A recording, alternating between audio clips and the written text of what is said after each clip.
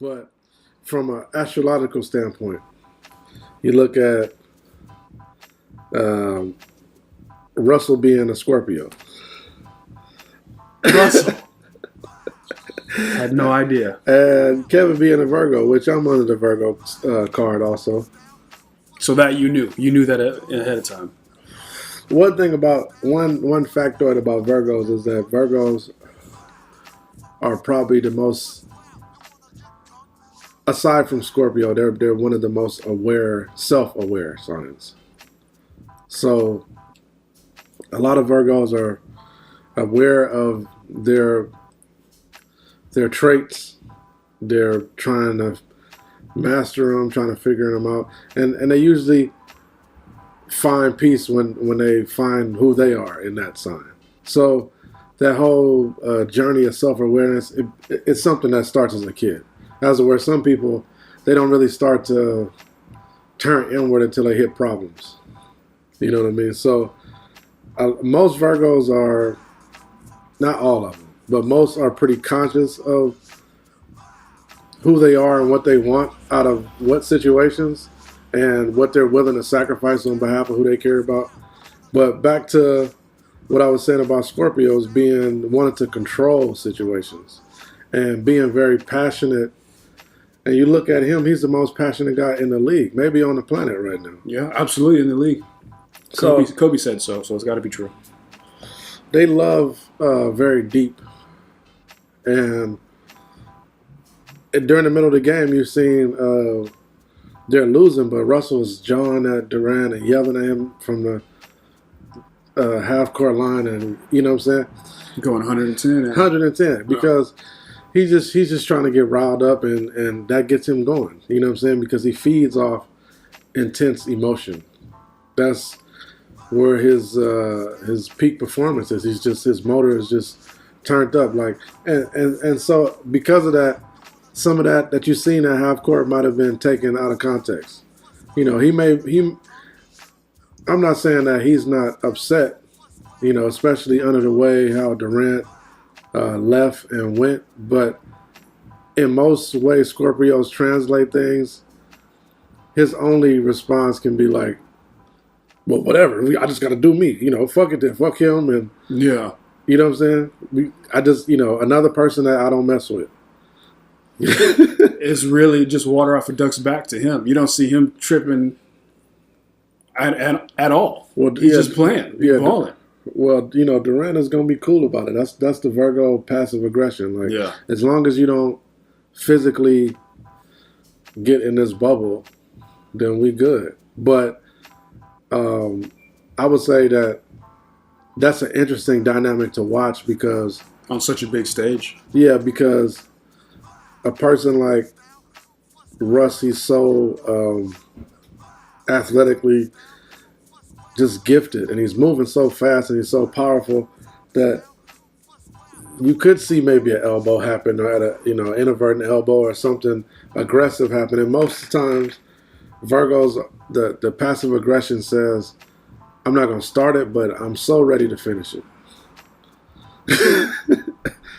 So it's that's an interesting situation happening right now. Yeah. That's crazy. And what you were saying about Kevin, like having that self-discovery journey, that was a lot of the headlines or criticism of him. You know, couldn't figure out if he was number one or number two on the team, finding his place, the reason for his move to Golden State. That was always, you know what I'm saying? Like, other players, it wouldn't have been that way. That wouldn't have been the driving force of the conversation. Right. But for him, it was because of, you know, what you saw at the MVP acceptance speech and how he was emotionally vulnerable about his mother and Russell, his teammate. And then everybody's saying, well, is he a leader? Isn't he? He seems like he's lost and trying to find himself. Well, that's what you're saying is Right. that could be attributed to part of he hasn't had his graduation day. Yeah. You know what I mean? And He's still searching and sometimes, intently. Right. And, you know, like with basketball, this is basketball, but I think a lot of times your skill set, the way it flourishes, the X factor is your teammates and your situation. And for personality traits, I think is the same thing. Like sometimes to be the most 100 person you can be is being in a dynamic that's suitable to those skills and those, you just can plug in. Yeah. You know what I mean? And so a lot of times you see with Virgos, they have to find the situation that suits them best, especially if the people around them don't understand them. Right. But back to what I was saying about Scorpios earlier, where they're prepared to fail on their own terms. Mm-hmm. So you see a lot of situations where Russ is dominating when they play together, and the argument from the fans and the analysts and from the crowd and from teammates would be, when does he shift from being the unguardable point guard who can take every shot because he's that good, to the guy who is the facilitator and understands, I got to divert this energy to the best player in the world right now. Right.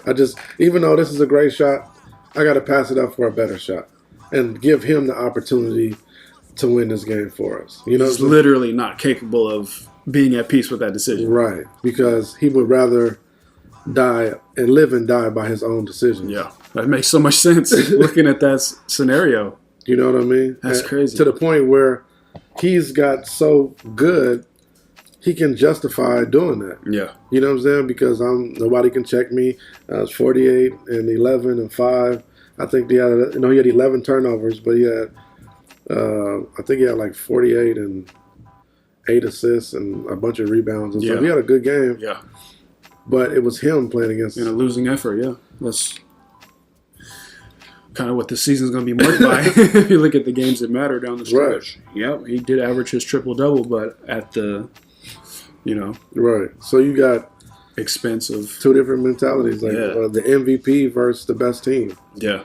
And that's kind of the Virgo and the Scorpio. The Virgo's trying to plug in because at some point they realize, I need this cipher to work in my favor. Right. This person's bad decisions affects me in the long run. So I have to check in with their needs and find that harmony. You know what I'm saying? I'm the leader, the silent leader. You know what I'm saying? Versus a Scorpio I'm just going to lead by force. Yeah. I would literally stay on the front lines, take my sword in my life. And if Scotty Brooks would have had an advisor like you on his staff to hip him to these dynamics, is there anything that he could have done to keep that trio together of Harden, Durant, and Westbrook, just by understanding how they're going to relate to each other and relate to the team as a whole, and having that astrological insight? Because nobody's doing this. Nobody's looking at the astrological side of these huge conflicts that broke up a franchise. No one's looking at it from that perspective. Harden is a Virgo too. Oh, shut up. But Harden is an August Virgo. August 26th. So the reason why I say that is that a lot of times August Virgos are a little bit more self-oriented and just, more about them first. It's a lot of the same characteristics, but in their mind, they've arrived at people just not going to get it, so I got to go get mine. I can't waste time on trying to explain it. I just got to do me. You know what I'm saying? So I think that was the inevitable. He was going to leave and become the man somewhere. Right. I feel like that was the inevitable. Especially with Russ playing point guard and watching, having to live and die by somebody else's decisions, and then only going so far year after year. That was the reason why he was playing second unit like that, I think, because that just allowed him to control the floor and be a leader and be passive and just let him be him. Right. You heard it here, folks. You heard it first. The Star Report. Yeah, Star Report. Talk is cheap, motherfucker.